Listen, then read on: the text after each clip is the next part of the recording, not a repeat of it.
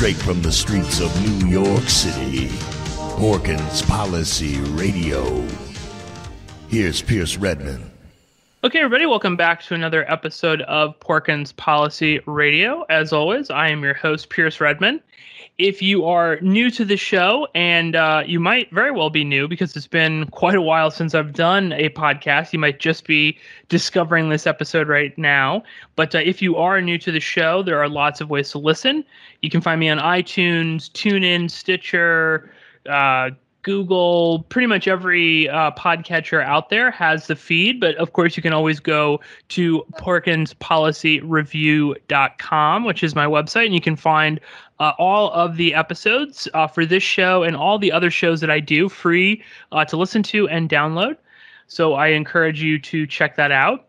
As I said, it's been a while since I did a show. I think the last episode that we did for the podcast was back in I think it was July, or either late June or July, and my guests for that episode were John Duffy and Ray Novoselsky, who had just released a brand new podcast, which was about the murder of a young Black Lives Matter activist in Missouri.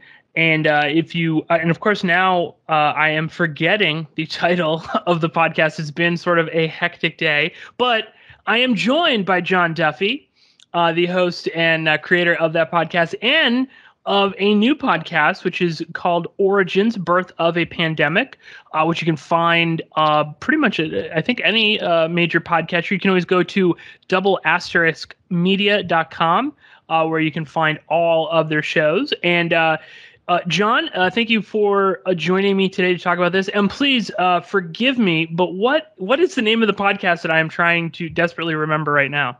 After the Uprising. After the Uprising. Jesus. Yeah, it's been a long day for me. It's been actually a long month at work. And John can attest to this. I was frantically trying to make it home in time to record this episode. So forgive me if I'm a little, just a little out of it today. But as I said, John Duffy is our guest today to discuss a podcast that you actually told me about, John, back when we were recording some stuff on After the Uprising. You had mentioned to me that you had put together a show about about COVID-19, about and basically about the possibility that this might have escaped from the Wuhan Institute of Virology. And I guess the first thing about that, John, before you kind of give the sort of thumbnail sketch of that, and I'll just say that for me, for a while, I was sort of like, hesitant to cover the idea of a lab leak, and I definitely I didn't dismiss it out of hand, but I was sort of the mindset of like I just didn't care, or I think that as you explore in Origins, there was a lot of political kind of machinations going on. There was certainly a politicization of the idea of a lab leak, and I was, that kind of like, I guess, sort of scared me from covering it. Yet I got to say, having listened to I think there's 5 episodes that are available right now. And you can, again, we'll link up to that in the show notes for this. But after listening to those 5 episodes, I mean, I do certainly believe that not only was it highly likely, but I think I would tend to now, put myself in that camp that this was some sort of lab leak, and we'll get to that. But I guess, John, just first and foremost, just tell the listeners a little bit. I mean, what made you decide to create this show, and did you have any reservations about the sort of like political nature of the lab leak idea? So first, just thanks for having me on. And when we first talked about it, it was I was still finishing up the first 3 episodes, and I only intended to make 3. It was just like, I want to kind of get this sort of concept out there, and I was like, I'll just make a mini series. It's 3 episodes, and I'll just upload them all at once, and people can just listen to all 3, which I did. I released them at the beginning of July. And then I was just like, well, that was fun. And I sat back and then saw more and more and more leaks and more information coming out that was just so hot on the topic, and that was really pushing, carrying the ball down the field, as it were, in the direction of likely a lab leak. And I was like, it feels wrong to just stop at those three. So I committed to making another three. You've heard the five. The five are out. I don't know when you're going to get your show out, but my 6th episode should be out this week. And I'm calling it the final episode, the finale, but we'll see. Something really explosive can happen in the next month or two where I go, okay, here I go. And I make more.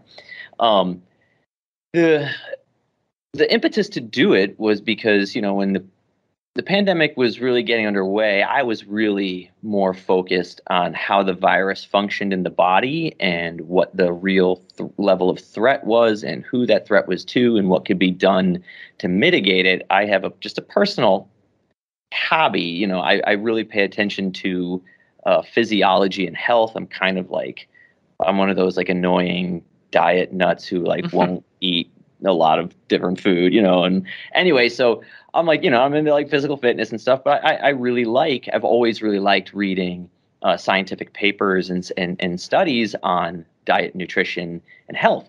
So when a lot of stuff started coming out about COVID, SARS-CoV-2 as a virus, COVID-19 as an illness, obviously this was something that was kind of scaring everybody. So I was diving into the literature on that as it came out to try to wrap my mind around the virus. And then time went on. I became less concerned with the illness itself. I'm pretty sure my wife and I had it right in the very beginning, because she travels to New York for work, came home, got sick. I got sick, and that was before there was even a test available. It was March-ish, and so either way, I personally became less obsessed with the what the virus might do to me, because I was pretty sure I'd had it and just moved on with life. But then I started reading more about where it came from. And I came across a great write-up by Dr. Jonathan Latham and Allison Wilson on independentsciencenews.org. They have a project called the Bioscience Resource Project, and Jonathan, Dr. Latham, is interviewed heavily in my show. But what I had read was that, there had been this incident in 2012 where these 6 men in Yunnan, China, in a little area called Mojiang, went down into a mine to clear out bat feces so mining could begin again, a copper mine. And after being in there for 2 weeks, pulling 8-9 hour days, digging through hardened bat shit, yeah. Each of these men became very ill. And 3 of the 6 men ended up dying, and they had been in hospital, but while they're in hospital, they were very well cared for and very well monitored, and they were given a host of different drugs. And, it was well, did they have a fungal infection? Did they have a viral infection? And they were doing these teleconferences with top experts around China, including a man named Zhong Nanshen, he's a national hero in China. He kind of solved the first SARS epidemic, realizing that you needed to give corticosteroids to people to help them recover. So anyway, they're teleconferencing in the most well-known, SARS doctor to deal with these men. So it kind of says they're definitely suspecting a SARS type infection that's happening here. And this is 2012.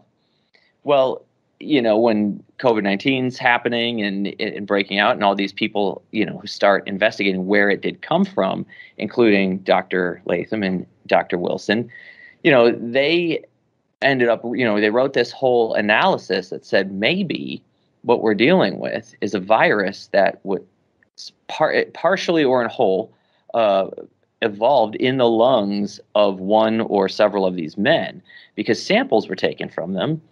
Tissue samples, blood samples, and that were sent to labs around China, but also specifically to the Wuhan Institute of Virology.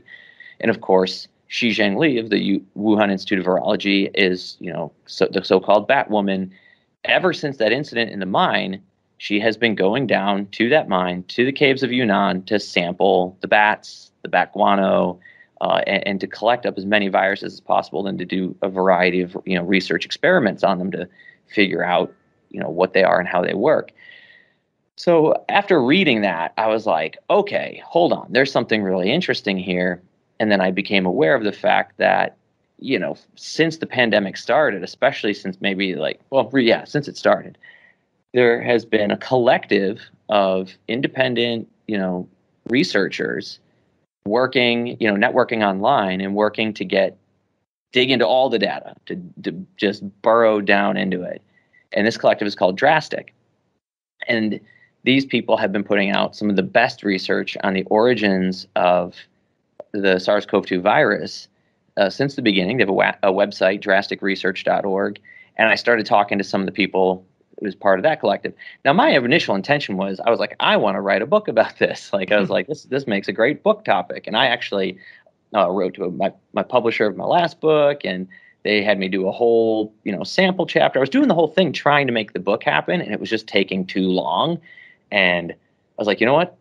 Screw it. I'm not waiting for the go ahead. I'm just going to make this into a podcast and release it independently.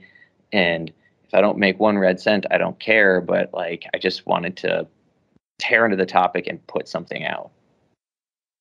Well, and I mean, I gotta say, it's a tremendous podcast that you have put together. And as I said, I mean, I was sort of on the fence about it, and having listened to all the episodes, and I mean, you do just present a very convincing argument. It made me think about, I think, a lot of my own sort of just, I don't know, like prejudices when it comes to lab leak theories and stuff. And it's a truly eye-opening show. I highly recommend that everybody goes and listens to it. And I think I should just preface this particular show with that we're not going to be able to get into all of the specifics and the real kind of nitty-gritty. You get into a lot of for lack of a better phrase, science speak. There's a lot of details here that we're just not going to be able to cover. And I know this sounds kind of like, I was thinking about this earlier. This sounds very, kind of Alex Jones. But if you do listen to what's in the show, you will come away with a better understanding. And just, take my word for it that what is in Origins, Birth of a Pandemic is a very succinct, very well, put together portrait of how this very well might have been a lab leak. Just that there's a lot of specifics. I don't know how much we can get into all of those, John, but I mean, the big one for me, and I think that this is just something that, again, and there are other people that have covered this as well. People that I've had on my show. I know if people, check out Gumby for Christ is their Twitter handle. He's done a bunch, I think, with Robbie Martin talking about this. But let's just touch on a few of the sort of the major things that I think do get missed, although now it is kind of becoming fairly fine to talk about. I don't know if you saw, you probably did, John, but these reports over the weekend about the NIH admitting to having funded these gain of function programs, including at the Wuhan Institute of Virology, the Eco Health Alliance, which is another group we'll talk about, and kind of that Fauci might have been sort of, as Rand Paul put it, and you quote in the podcast, parsing words. But I mean, when I was reading this, and I think it was in Vanity Fair, I mean, it sounded like the writer had literally just listened to your podcast and decided that, they were quoting all the same people from D.R.A.ST.I.C that you reference and speak to in your podcast. But let's just to touch on just a few of the major things. I mean, the first one is, we know that these miners in Mozhong did get ill, and we know that the Wuhan Institute of Virology did take samples from this, from these miners and from the bats in this mine. Can you talk a little bit specifically about the sort of there's what appears to be a sort of at least the early kind of cover up is the Wuhan Institute of Virology, and particularly Dr. Shi Zhengli, sort of fudging the classification of some of these samples and making it seem as if maybe they didn't know about these samples or they did know about them. And can you talk a little bit about that specifically and how that came into being and why that is important? Because it does seem as if they did know about this virus at an earlier point in time, and they have since sort of attempted to kind of cover up knowing about that. Can you talk a little bit about that first, John? Yeah, and I'll do my best to not make it overly complex, but it is complex. And what we find is that, so Shi Zhengli was one of the first people. She didn't release the first sequence of SARS-CoV-2. Now, so for all listeners, SARS-CoV-2 is the name of the virus that causes COVID-19. So she was one of the first people to publish a sequence of this. She did so in, I want to say it was January of 2020. So this mysterious pandemic is beginning. This virus is moving across China. They have their, China says their first official cases were late December. That's probably a load of baloney. There's probably a lot of cases before that. But either way, they call Shi Zhengli and, hey, you're the person on this. Let's, what are we working with here? And she publishes her and her team published the first sequence of SARS-CoV-2. And in the paper in which they did that, they also published the sequences of a few other related coronaviruses, including one that they named R.A.T.G.13. The R.A. stands for the species of bat that it comes from. The T.G. stands for Tongguan, where the mine was. 13 is the year they sampled it, 2013. Now, they called it R.A.T.G.13, and they're like, hey, this one's pretty similar. We sampled this in the mine, but it's, as close as it is, it's the closest one we know of. It's still only, 96.2% similar. And that gap, is pretty large. That few percent is still pretty large. Now, when it comes to virology, if you're looking for a progenitor virus, if you're looking for the thing that became the thing that caused the pandemic, you're looking for a virus that's like 99.9% similar, right? So 96, though to a lot of us, 96.2% might sound really significant, and it is significant, it could still represent, many decades of natural evolution. So she publishes this virus, R.A.T.G.13, in the same paper that she publishes the sequence of SARS-CoV-2 to say, hey, look, here's one of these other ones that we've had in our freezer, and it's close, but it's not the same thing. But this is the closest thing we got. Kind of to say, like, well, it wasn't our lab because this is the closest thing we got. And however, people noticed when they started going through the sequence that a portion of the sequence matched something that the Wuhan Institute of Virology had previously published under the name BT-CoV4991. And when they published BT-CoV4991, that was a partial sequence. It was of something called the RDRP. I won't get into what that is. But people are looking and they go, hey, this sequence from 4991 is identical to what you just published as RATG13. And that's weird. And then this idea gets kind of put out there in the ether, and then some scientists in India, Monali Rahalkar and her husband, who are both biologists, her husband's Rahul Bahulkar, they did basically this. They ran it through an algorithmic tool that looks for matches, that matches these things up, and found that yes, this 4991 sample and RATG13 are the same thing. So the question becomes, hold on a second, why are you publishing this under a new name? This is scientifically not good practice. It's not best practice. We already have this thing established in the literature. It's, sequences are already uploaded. We can see that this BT-CoV4991 exists, and we know where you got it because the literature mentions, well, it's sampled from this mine in Yunnan. Why are you now renaming it? And then kind of what we see is the renaming of it sort of strips it of its history. Because if all of a sudden people see this RATG13, this thing that's so close to SARS-CoV-2, came from this mine in Mojang where these men got sick, that's going to open up a lot of questions. So it seemed to be one of the very first of many attempts to kind of throw a little sand on the footprints behind them, if you will, kind of start dusting away the trail of where they got some of this stuff and what they've been up to for the last better part of a decade.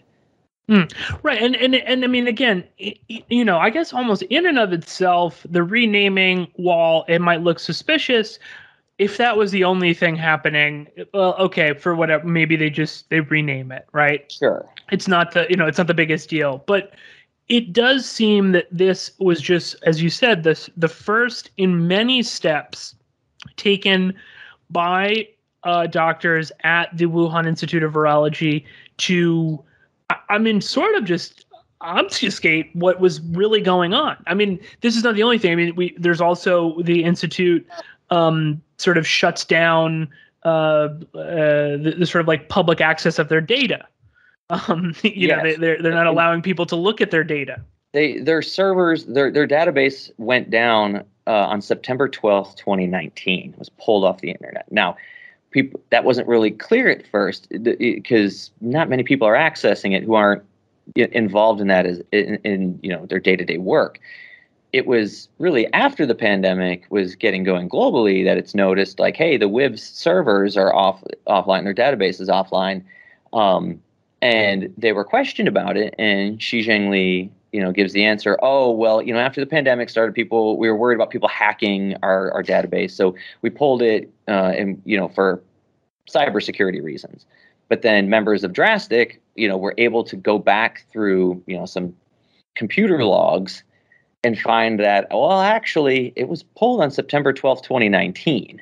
So you're saying you pulled it after the pandemic, but actually you pulled it before anyone knew about the pandemic. Right. And, you know, so this is bizarre. Like, why would you do this? You know, and there's other research that shows that around that time, you know, if you Google Analytics show a lot of research into certain topics regarding coronaviruses and furin cleavage sites and things like that. There's a lot of like weird little circumstantial things that point in that direction. And I'll say one more thing about the 4991 RATG13 thing, which is that when they published their first sequence of SARS-CoV-2, there's a figure, and it's really interesting. So it's just a graphical element in their paper, and it's showing a bunch of amino acids. It's showing the genome, and it just stops at the very bottom line. It stops a little shy of that last line being full. And there's like a little space left in the column to put more data, but they don't. And it turns out that spot is where the furin cleavage site of SARS-CoV-2 is, which is very fascinating because the furin cleavage site itself is totally unique to the SARS-like family of viruses. SARS-like viruses don't have a furin cleavage site. Other coronaviruses do. SARS-like coronaviruses do not. None of the other ones ever found, of the hundreds found and looked at. And the furin cleavage site is the thing that makes SARS-CoV-2 so infectious. It makes it so good and efficient at binding to the ACE2 receptor. So it's very interesting that, you know, you'd think if you are the world-renowned coronavirus expert and there's this new virus is circulating people, which basically, if you think about it, is the foundation of her work. The foundation of her work is like, these viruses are dangerous. One day one's going to jump to people. We need to be prepared. I need a lot of money to go out and do what I do so we can be ready with treatments and vaccines, right? That's ostensibly what she does and what, you know, with the people she works with, what they do. So to then find this virus is circulating that happens to have something very unique to its clade, this furin cleavage site, you would think that would be not only something that you would show in your figure, but that you would highlight, that you would talk about, you know, that you'd be like, oh my gosh, look at this. This is the thing that's making it so, you know, so horrible. But instead they seem to be kind of brushing it under the rug and talking about other portions of it. And when you combine that with the fact that now we see in documents slipped to D.R.A.ST.I.C by a whistleblower that the EcoHealth Alliance, who we can talk about, who, you know, is a big collaborator and funder of Shi Zhengli's work at the Wuhan Institute of Virology, they were proposing to DARPA in 2018 that they wanted to do a bunch of work on these deadly bat coronaviruses. They wanted $14.2 million to do it. And one thing that they were proposing to do was to slip a furin cleavage site into a SARS-like virus. And like, so this all starts to look really hinky. You know, it's like, it's so hard to think of a good analogy, but it's something akin to the idea of, like, you know, some guy saying like, man, if only I had a 45 caliber revolver, I'd shoot my wife, and then and then like a year later, the wife is dead with a 45 caliber bullet in her. Like if you find his journal entry talking about that, you kind of go, okay, you're on the suspect list now.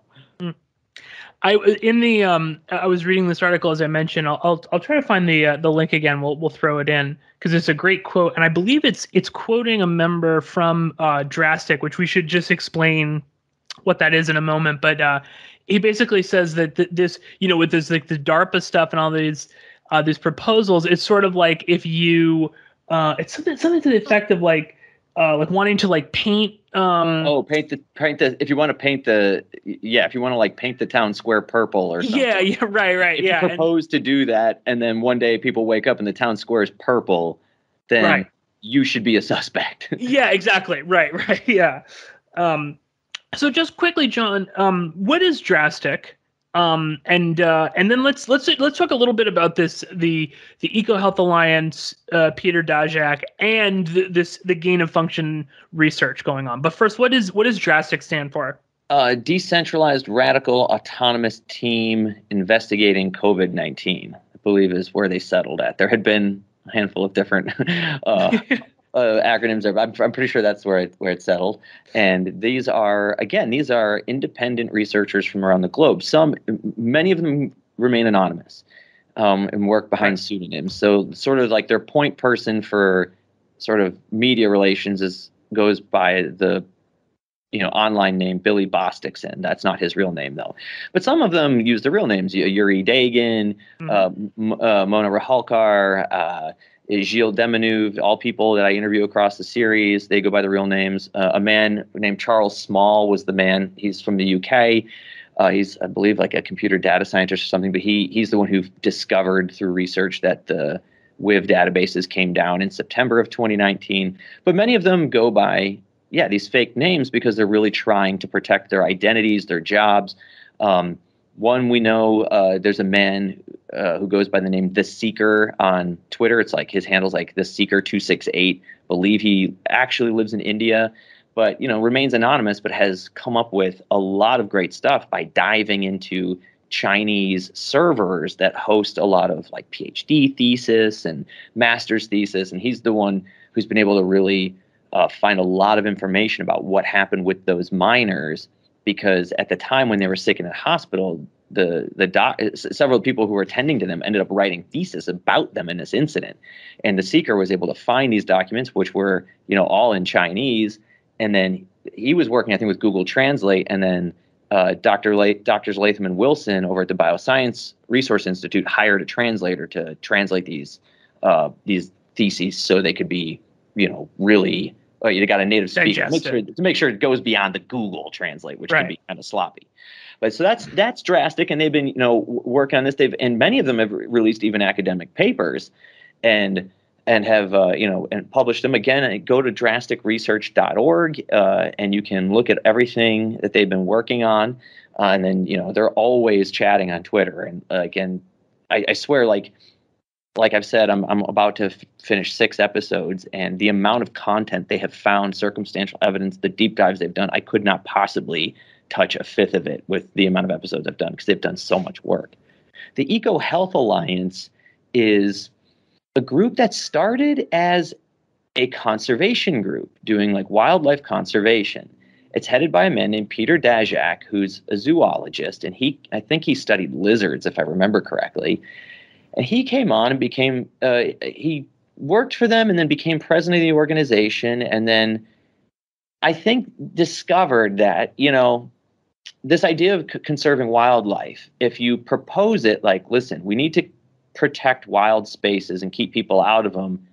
If you kind of couch that in this idea of, because there's all these crazy viruses and diseases that exist there, then he could get more money. Right, they could get more money for the organization if they started going into this like biosecurity niche, and that seemed to be very lucrative for the organization. They relocated to Manhattan. His salary has, quintupled in the time that he's worked there.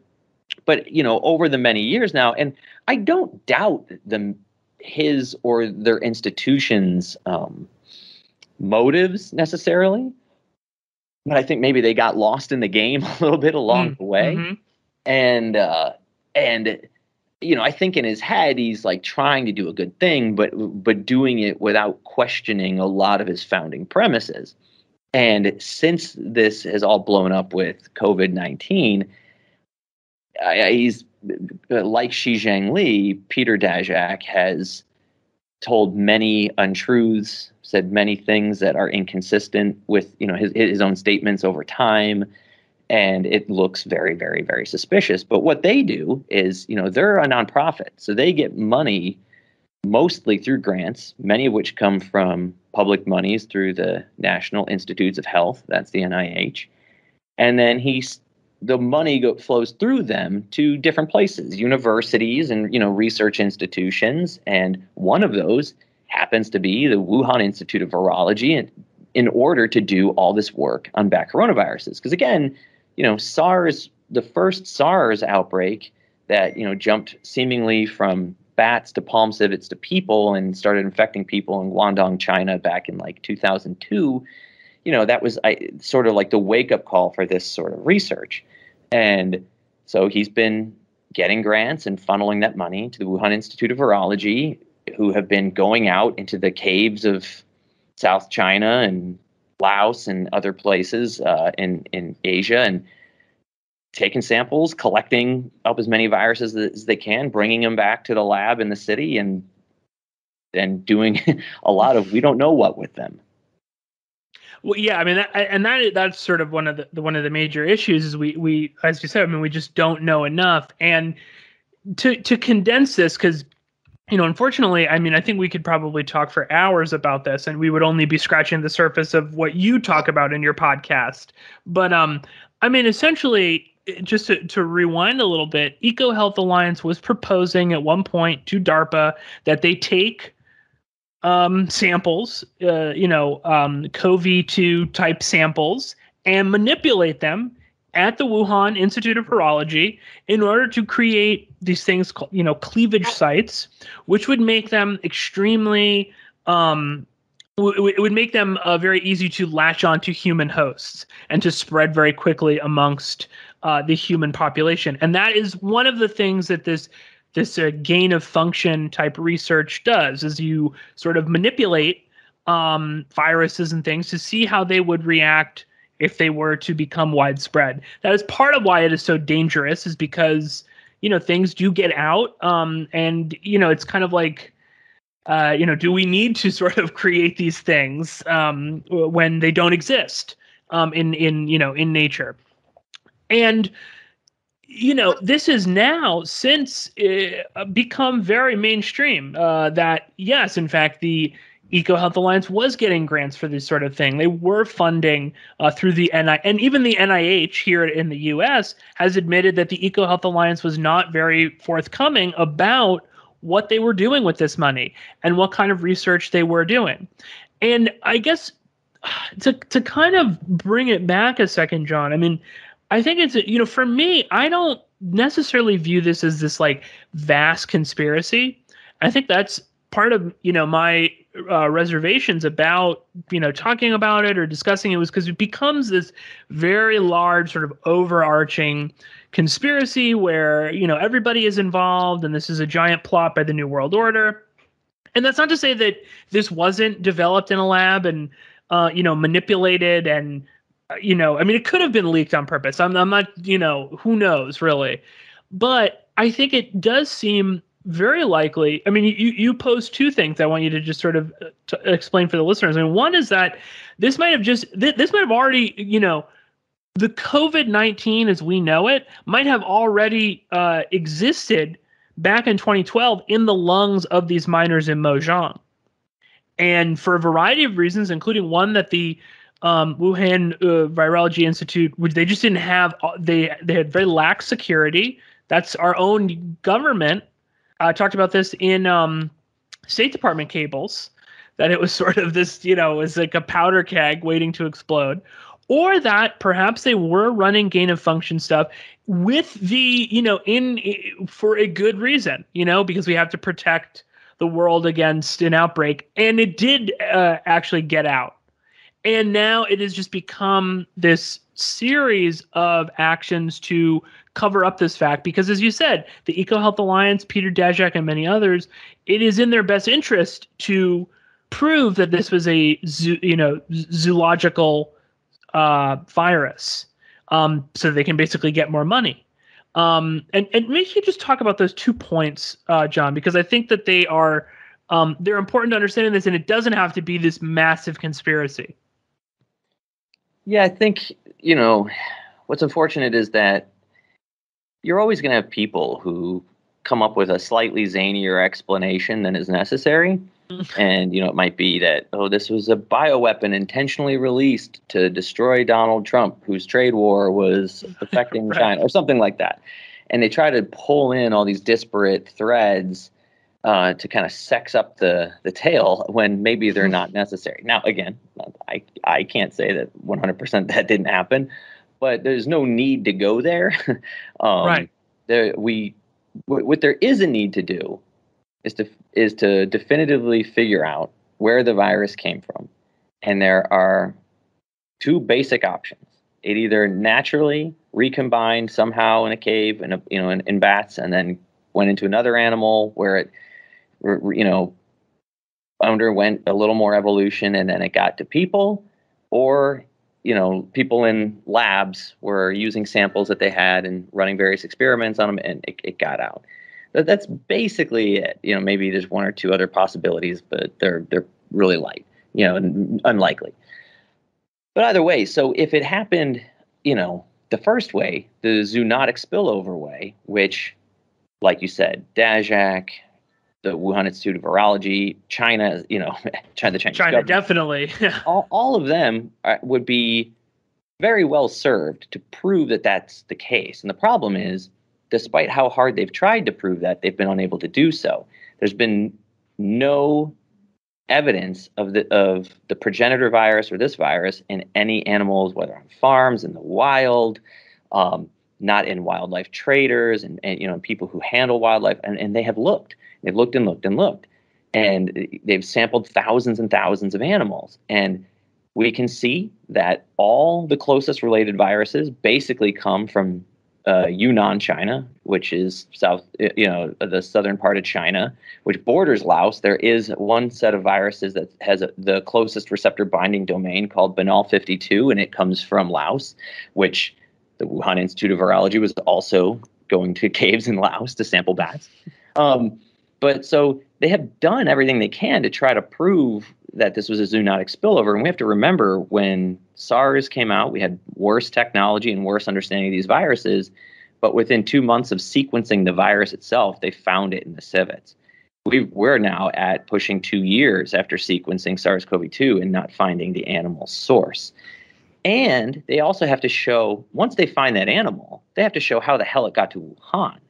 And I think the coincidence is pretty blindingly obvious to a lot of people when you see, like, there was a lab that was going to these far-flung places, that was collecting all of these viruses, that was centralizing them in the city, and that was, manipulating them in a variety of ways. That seems to be the more logical pathway than, animal from Yunnan interacted with a bat or bat feces somehow. This thing became more infectious to humans than it is to bats, which is a weird jump to make. So, and then somehow made it 1,000 kilometers north to Wuhan, where it started spreading right next to the lab that does the most research on it. It's such a bizarre coincidence to have to explain. And the zoonotic people have not done a good job stacking evidence on their side of that equation. No, I mean, you talk about it in, I want to say it's maybe episode 3. Dashak comes up with this, it was like some sort of frozen food that was sold at, one of these quote unquote wet markets. But, that seems okay. Like, where are you even grabbing that from? And if that's true, it's like, what frozen food? Is it fish? Is it meat? Is it a vegetable? Where does this frozen food come from? I mean, that really seemed like he was, because at that point, they said it was pangolins, then it was civets, then it was they were eating bats, then they were eating frozen food. I mean, they sort of continually kind of come up with these different ideas. And I mean, for better or worse, much of the mainstream media just kind of goes along with that. Until Trump was sort of out of power, then suddenly it was a little bit more proper to discuss the lab leak stuff in the mainstream media. But yeah, I mean, they still have not found a zoonotic link to how this has spread amongst humans. And again, just so that if people are unclear, and I think many of the listeners they're probably reading about this stuff before I was, but to be fair, Peter Daszak at one point was tasked with essentially investigating his own organization and, the research that his own organization was doing in China. Can you just explain that? I mean, because I think, again, that's sort of like one of the journalists who you interview in the show talks about this would be like Rudy Giuliani being hired to look into Trump's taxes. Yeah, it's, when Trump was still president, it was sort of like, he was so hated by the mainstream media that wasn't, say, like Fox, that anything he suggested, well, then the opposite must be true. And when he said that he had seen evidence that it came from a lab in Wuhan, I mean, everyone just flipped on that. And I think what happened with that is then it's like, well, okay, well, if he's full of shit, which we know he is, and we can never believe him, then let's look to whoever's on the other side and hold them up. And who was there waiting was Peter Daszak. And Peter Daszak, he's made the rounds with media before and in the past. And, so there's a lot of writers, whether they're science writers or news reporters who already knew him or knew of him. And they're like, oh, here's this reputable guy. He's a scientist. He works for this charitable organization, and this is what he's saying. Yeah, let's listen to him. So he had a lot of trust and faith. Well, yeah, then the WHO puts together this fact-finding mission to go to Wuhan to investigate the origins of COVID, and it took over a year. Right, it was February 2021 when they finally got there, when they finally got on the ground. So it's been a year. So it's like, oh my God, this is already super late to the game. And then they had to go through this huge process of creating terms of reference, that were agreed upon with the Chinese. Like, you can do this, you can see this, you can talk about this, you can ask about this. And, they get all that arranged and they get there. Well, who is one of the people selected to be on the team, on the Western part of the team, the non-Chinese part of the team is Peter Daszak. And it's like, that is one of the greatest conflicts of interest you could possibly imagine. This man has been working, even if in good faith, to funnel money to this lab. He's not only colleagues with these people at the Wuhan Institute of Virology, but friends with them. And you're going to send him in. And basically all they did was, they got a tour. They sat down for a few hours. They were given like a little tour. They weren't allowed to look at any real data. They weren't allowed to go through the logs. They weren't allowed to interview people alone. It was a farce. But then that happened. And then, a couple days later, what's the headline in the news is lab leak extremely unlikely. Right, exactly. And all these cool, these interviews with Daszak where he's talking about how amazing the security is at the lab and, top rate. And I found that, I guess they were obviously trying to go there to dissuade people of that. But I just found that was, particularly interesting, just talking about the security of this facility. When again, there are State Department cables discussing the lax nature of the security, and perhaps the security was good now, but who really cares what it's like at this point? This is well after the fact. If something did kind of leak out, and their biosafety level 4 lab only opened historically recently. They had been doing a lot of stuff at BSL 2 and 3, and there's documentation to show that they were working on coronaviruses at BSL level 2. So which you're not supposed to do. No. So it has different protocols insofar as like airlock containment and things like that. So they were doing research at BSL level 2 that probably should have been done at BSL level 4. And, so I mean, right there, it shows that there's this extra gap that could have allowed this to escape.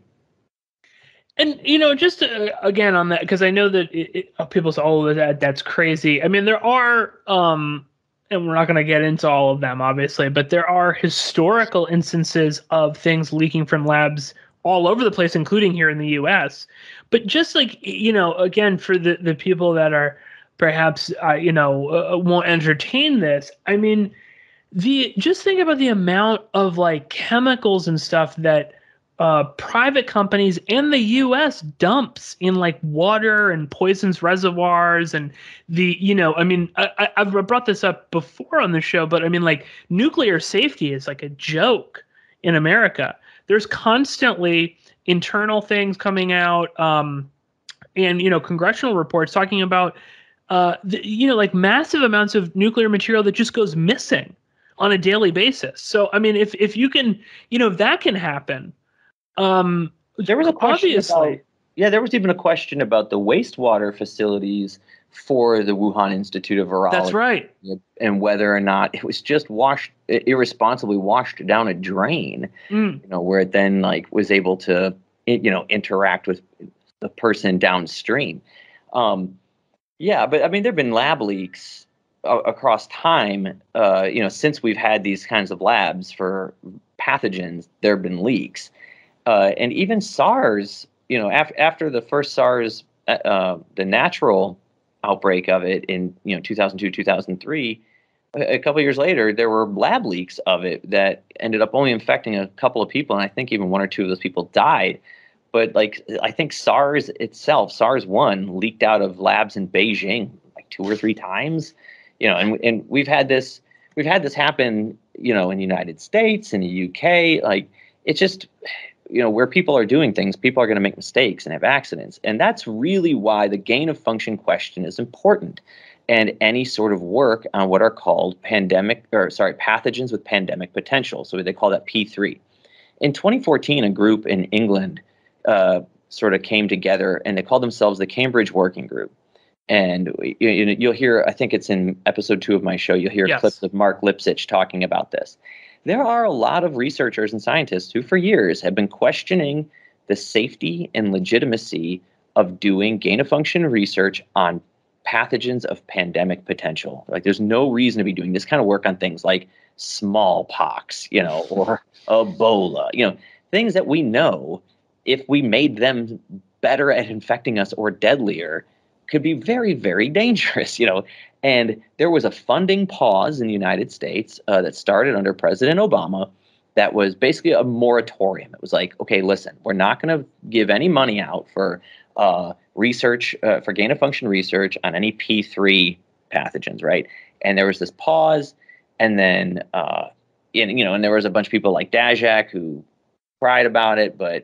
And part of this whole COVID story is, was Fauci and the NIH approving some of these grants to the EcoHealth Alliance because that was going to send the work to Wuhan, where there was no pause on gain-of-function research, right? Was he sending some of this work overseas because it could continue and not be illegal?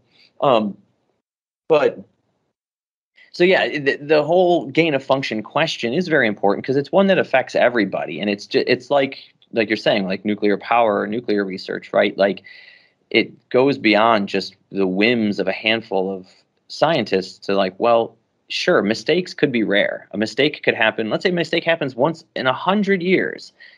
But still, if that mistake is a nuclear bomb going off in a city, it doesn't matter that it only happens once every 100 years.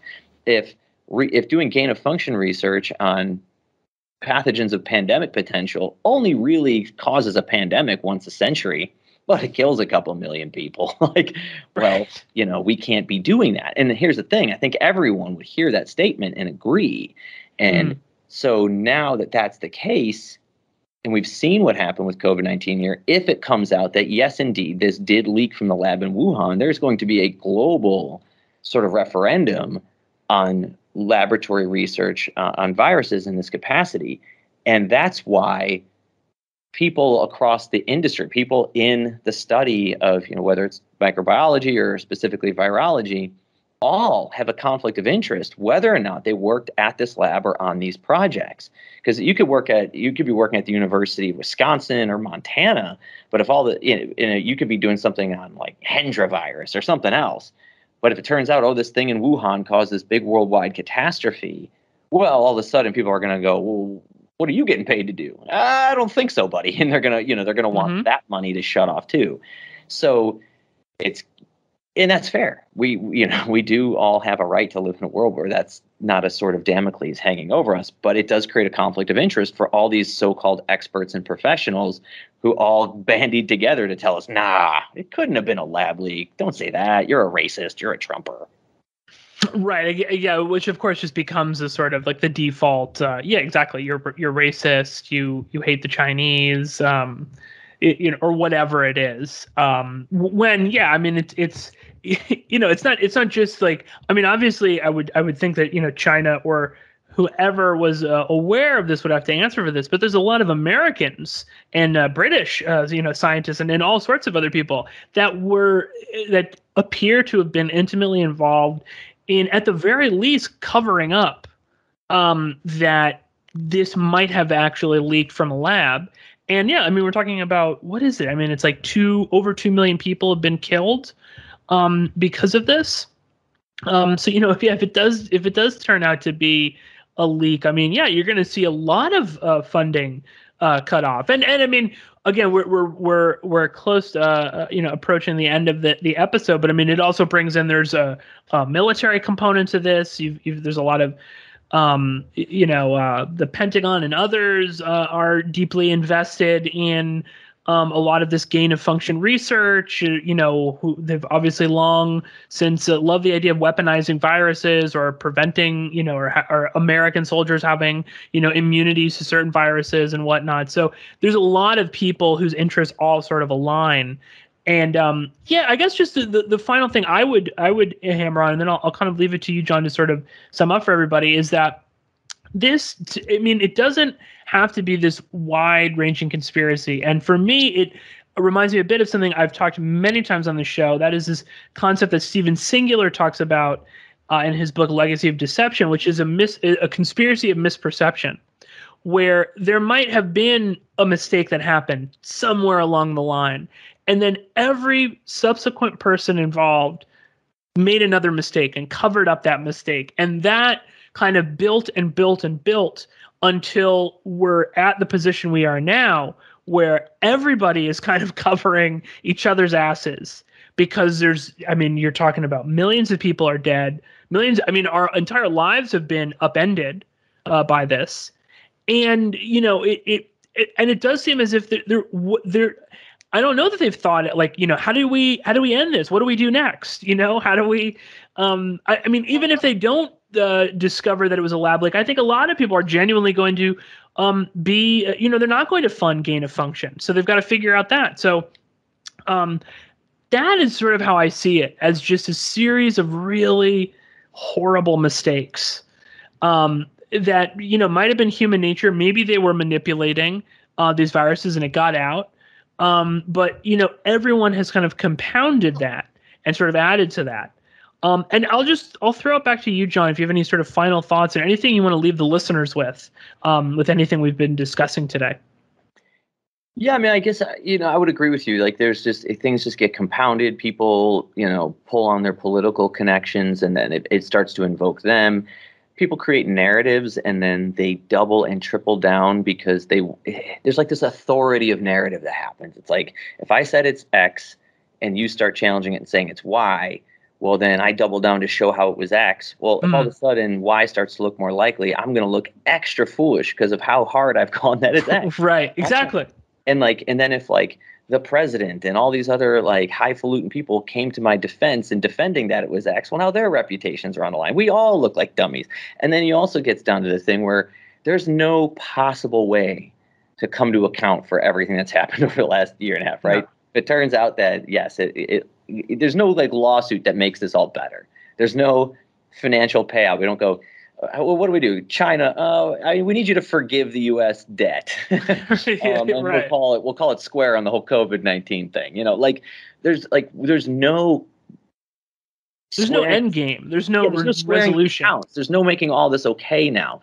So that's part of it, because if all of a sudden you find that maybe there was something close to a crime that happened, or if it's not even a crime, just a really bad accident with a lot of lying after the fact, there's no way to hold these people accountable. So it's almost like and then in the process of doing that, you just destroy relationships internationally. You destroy, perceptions internationally. It's I think a lot of people at the top start thinking it's just better to let it all go. Let's deal with the problem. Mm-hmm. Let's solve the chaos that it's caused.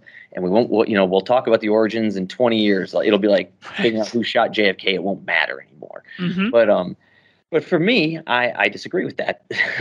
And I think it absolutely matters. Even if we can't necessarily hold people to account or get the money back that's been lost or bring back the dead, I really think knowing the truth is always important, because it helps you go forward and make better decisions in the future. And I think it says a lot about, to me, it says a lot about who to trust and telling the truth in general. I want politicians and I want the media and I want all these people to feel always obligated to tell the truth, because I want them to know that there will always be people scratching and scratching and scratching away at whatever layers they put up to reveal that truth. And they're just going to look like shitty liars after the fact. So just tell the truth up front, which is why personally I advocate for a 9/11 Commission style congressional investigation into this, at least in the United States. Because if you start getting the Congress with subpoena power to get documents from Peter Daszak, from the EcoHealth Alliance, from the National Institutes of Health, from the University of North Carolina, a lot of these people who work together on these projects, they're on the public payroll in some capacity. They have email accounts that can be subpoenaed. They have hard drives. They have logs. And I think when you get all that stuff and you start putting it together, even without going back to China, we could get a real clear picture of what was going on, of the work that was being done. And I think we would, if you went into especially the EcoHealth Alliance files, I think you'd find out exactly what was going on in August, September, October, November of 2019 at the Wuhan Institute of Virology. And I think it would become probably fairly clear whether or not there was a lab leak or not. Absolutely. John Duffy, I want to thank you for joining us here on the podcast. And very quickly, where can people go if they want to listen to Origins, Birth of a Pandemic? They can go right to Spotify and do a search for it. They can go to the iTunes podcast app and do a search for it. Our website, I got to get the more recent episodes up on our personal website, which is *media.com. The first three are there. You can listen to them there. But all the little podcatchers should have it. And then we have a Twitter that's just at *_double. I'm sure if you just search for **, you'll find it. But that's our podcast production company. So you can find us on Twitter there, where you'll see a lot of the people who I'm liking and retweeting and that are in this sort of drastic and COVID origin space. So you can start connecting with some of the people who are doing the real grindy legwork here. Excellent. And again, you are all independently produced, all the shows you do. And I know you have a Patreon as well. Do you want to let people know where that is? Yeah, if you go to patreon.com/*media, we have a Patreon there. We also have a Cash App account that's just, it's DA20, it's DA Media 2021. So the Cash Apps have that little $sign first, and then DA Media 2021. Yeah, this particular project. So after the uprising, when we did that, we did it with iHeartMedia, and of course that meant it had commercials and things like that. And no shade, but on this, we just wanted to hit the ground and do it. We didn't want to have to sit around waiting for permission. So we just said, screw it, no ads. We'll just do it ourselves. And we were fortunate that, we had a lot of the resources at our disposal. And so outside of hiring a few people to do some audio recording and some music and stuff, it's not a terribly expensive endeavor, but, we're always open to, small monetary donations to help us recoup all that. Excellent. Well, once again, I highly encourage people to donate on Patreon. to support the work that John Duffy, Ray Novoselsky do, and also to go and listen to Origins: Birth of a Pandemic. And John, maybe we could have you on when you finish the final 3 episodes as well. We could discuss. I'm sure there'll be plenty more to discuss with regards to all of this. When you said final 3, what technically it's a final 1. And I'm sorry. That's right. Final 1. Yeah. Coming out this week, but I do hang the caveat on that like, should things just go volcanic, I might make something beyond that. But excellent. Well, John Duffy, thank you once again for joining us on the podcast, and thank you all so much for listening. Thanks for having me, bud.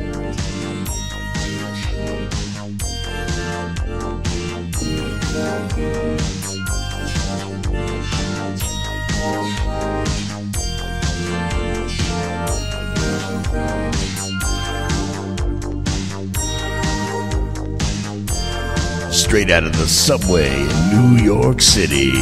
Yeah, baby. The radio show that never sleeps. Porkins Policy Radio with Pierce Redmond.